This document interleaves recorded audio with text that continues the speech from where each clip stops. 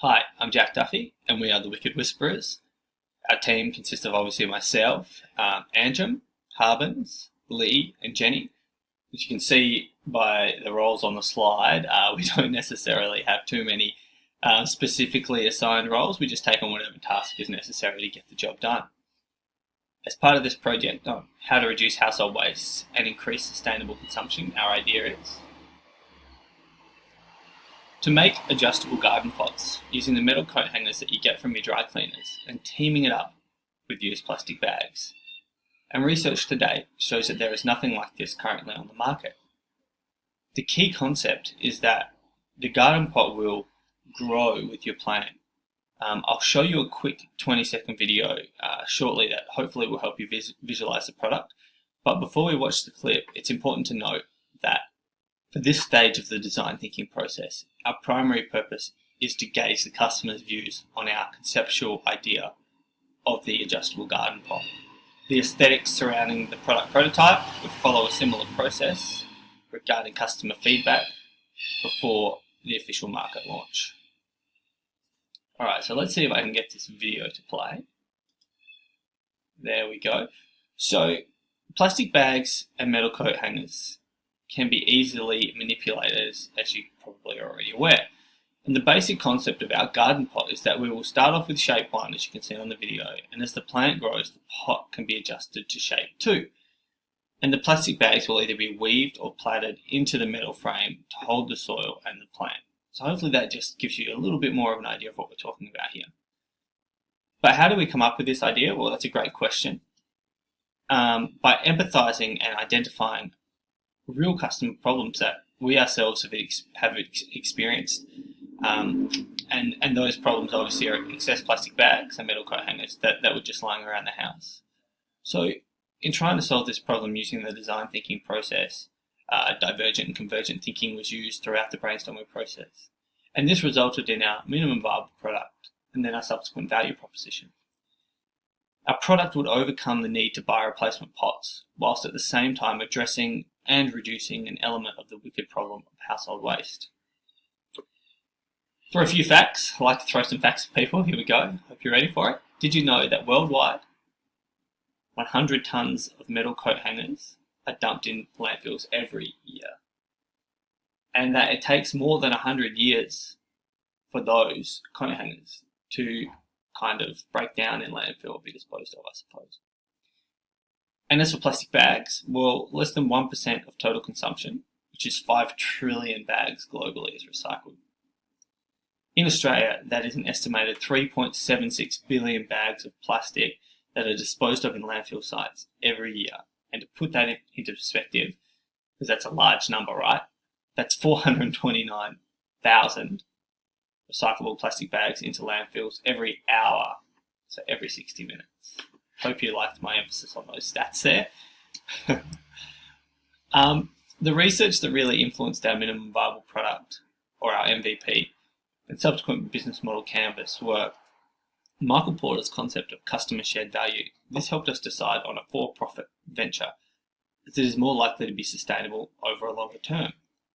This is because under the customer shared value concept, all parties benefit because it's based on a capitalist methodology. The story of Stuff, which discussed planned obsolescence and perceived obsolescence, thereby motivating us to create something that was durable with a minimal carbon footprint. The lean startup. So the key concepts of having something that was customer focused from the very inception, something that was agile, something that was appealing. It was appealing in that if our selected idea failed, we could quickly adapt or change our concept.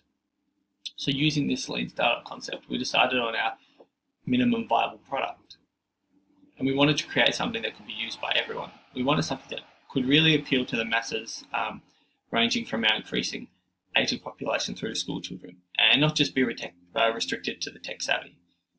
Once we decided, we took our product to market, I suppose, and that just basically meant we went outside of our own house and asked people, family, friends, members of the community on their insight on our minimum viable product. And then this feedback was all collated and reviewed under the design thinking process. So I don't expect you to read this slide. It's just a small sample of ideas that we generated by our team following that early customer engagement. So it just gives you a bit of an idea of all the options out there and what we had to filter through. Similarly, along with our customer research in our pages and pages of ideas that you just saw for the remaining 8 building blocks, we started to define and ideate our vision of what the BMC was going to look like. I'm sure you've all seen this image before, just showing the design thinking process. So based on our initial idea of manufacturing adjustable garden pots from 100% recyclable materials, we came up with our first value proposition. Adjustable pot plant holders made from recyclable coat hangers and plastic bags. That was it. And this clearly defined the product that we wanted to deliver. However, after viewing Steve Rankel's video on the value proposition, we realized that this value proposition didn't really have the seat of the pants effect. It wasn't really captivating or exciting or have you hanging on our every breath, I suppose.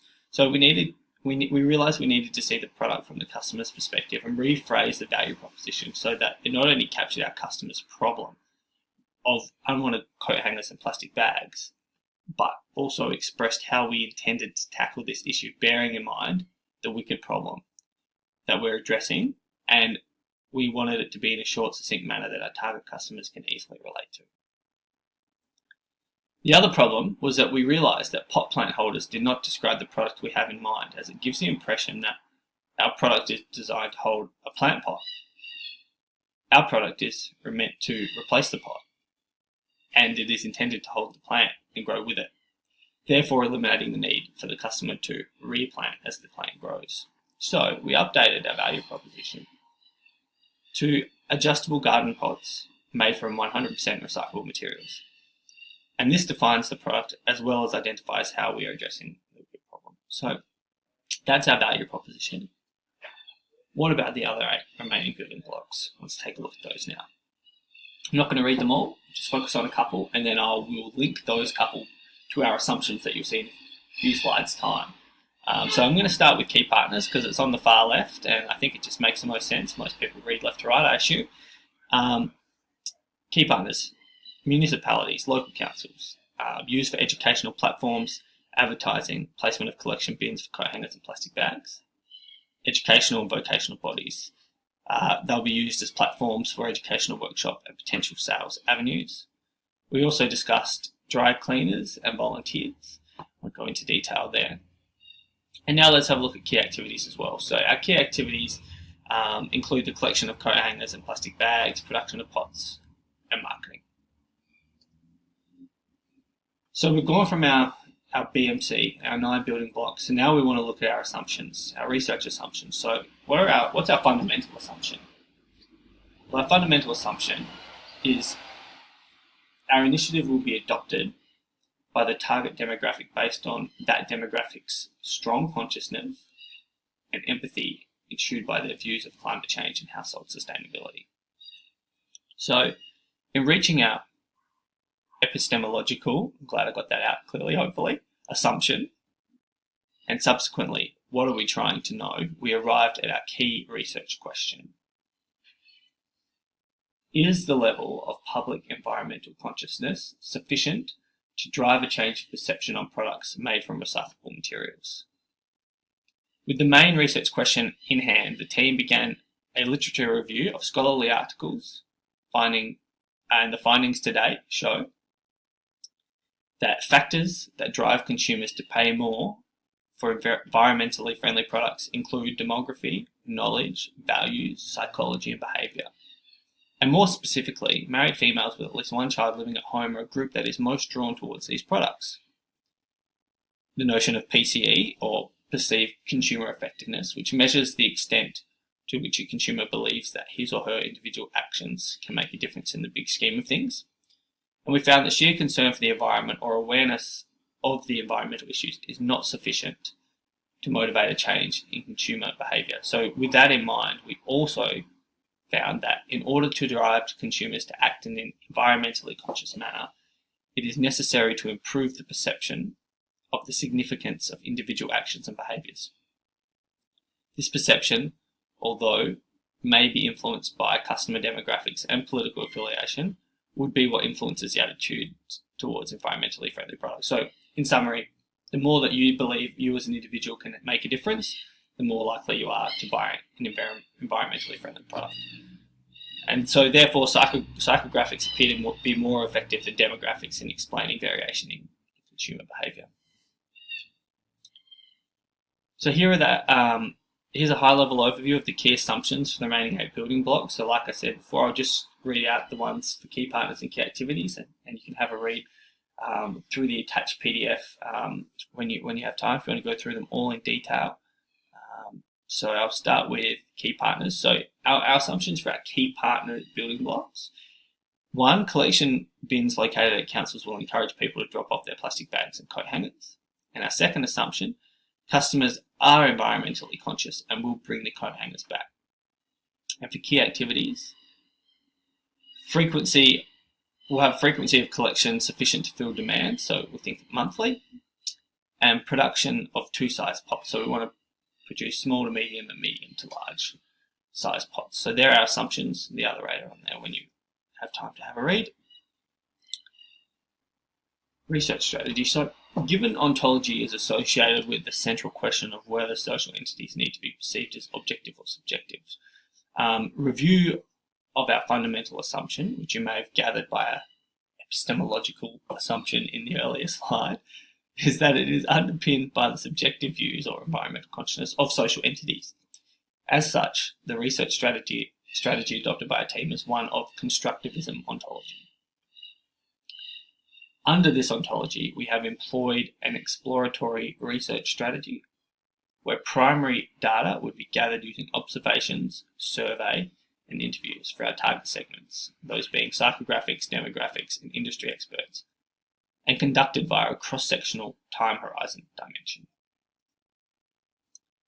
This article, which we kindly borrow from Dr. Cameron Duffs, and he's no relation to me at all, his article, Philosophical Underpinnings of Research Design, face-to-face presentation is a great depiction of how our team plans to progress. Under this research cycle, which is not a linear flow, we've been moving back and forth between research design and literature review, and over the next few weeks, plan to repeat this process, and if required, modify our research strategy and research design accordingly. We look forward to sharing our findings with you in the next and final round of the peer review. Thank you for listening, and we hope you enjoyed our presentation. The next 3 slides list our various reference sources and can be viewed via the PDF copy at your own leisure.